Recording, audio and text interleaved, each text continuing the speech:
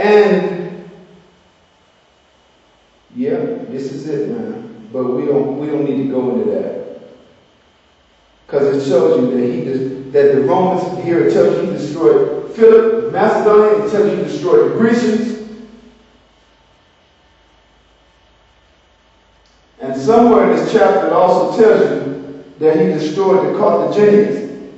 Or am I just operating with that knowledge? Anyway, okay, well, we're going into verse 19, right? Yeah. Okay. Verse 19. Then he shall turn his face toward the fall of his own land. He shall stumble and fall. Hold on. Let me get there.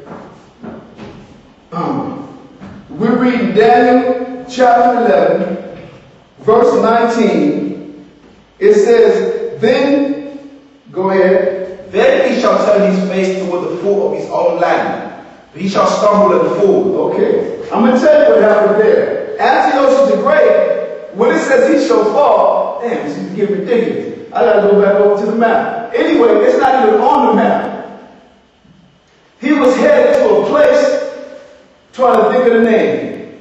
Antiochus was headed to a place he was headed to a temple that was in Persia, to Ludi.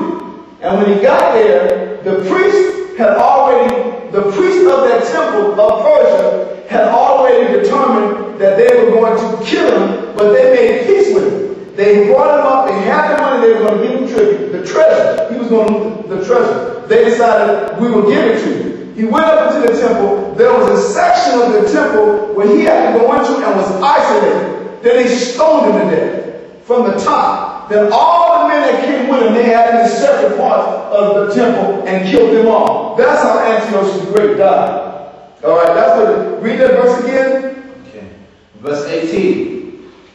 After this shall he turn his face unto the isles, and shall take many. But a prince for his own behalf shall cause the reproach of abiding disease. Listen, it says the prince of what? Because the point is not coming across clear. I want you to read it again. Go ahead. After this shall he turn his face unto the isles, and shall take many. This is talking about during Antiochus III, Antiochus Magus, or Antiochus the Great. He set out an expedition to go and start taking the islands. Go ahead. But a prince for his own behalf. When it says for his own behalf, in other words, it's saying the dynamic through battle. Antiochus was not killed. You don't even what happened with him. Antiochus was put under under a tribute so great that it was referred to by Rome as a war indemnity. And he had to literally leave his successor. He had to leave his successor in Rome as a collateral against the debt that he was paying. Now, guess who he left in Rome? He left Antiochus Epiphanes in Rome as a hostage, and he wasn't expecting to get killed, but he did. So he had another son whose name was Seleucus. Seleucus, it should say it right here. You don't have to take the camera here. Just get it. Yes, Seleucus Philippe. He had a son named Seleucus Philippe. Now, what verse are you on? 18? Okay, verse 19 is going to talk about Seleucus. He's the cat that's known as the raiser of taxes. So, when it says for his own reproach to cease, in order for them not to kill him, the reproach was the Romans was going to kill his ass. But Rome was about their tribute. And the war between Syria and Egypt had cost the Romans their grain and their rice and wheat that was coming up to Italy from Egypt. So it was, like I said, they suffered a loss. They didn't have no problem with war, but they didn't want their tribute from Egypt to be interrupted. So what they did was they said, okay, we don't kill your ass. You got to pay so many thousands of talents in gold and silver, which he was paying. Meanwhile, until you get that indemnity paid off, you leave your son here as a hostage, which they treated him well. Antiochus Epiphanes IV in Rome, and so Seleucus IV Philippe, which was Antiochus' older brother. He was Antiochus verse 5. Now we got to go there, okay? Because this is what this is saying. When it says they shall cause the reproach of prince for his behalf shall cause the reproach to cease, it was an ambassador on behalf of the Roman Senate who, once Antiochus was defeated in battle, instead of killing them like they did other kings, they wanted their money. They wanted a war indemnity behind him having affected the grain, the rice, and the wheat that they were getting as tribute from Egypt to Italy. So in order to compensate for their loss, the Romans' loss, they took the son of Antiochus the Great, who was Antiochus Epiphanes, as a hostage in Rome. And you can read about that in the Apocalyptic. While Seleucus stayed with him. Now what happens is that he would meet his end. Yatazar? Yeah. Go ahead. Without his own reproach, he shall cause to turn upon him. Then he shall turn his face toward the foot of his own land. Now when it says he shall turn the face, Antiochus III, once he made that agreement with the Romans, he sent his son to Rome as a hostage. Antiochus sent his son to Rome as a hostage. Then, in order to get money to pay everything off, he literally headed east, which is not on his map. He headed to a place called Luristan. That's what it escaped. It was called Luristan in Persia, which is way farther east.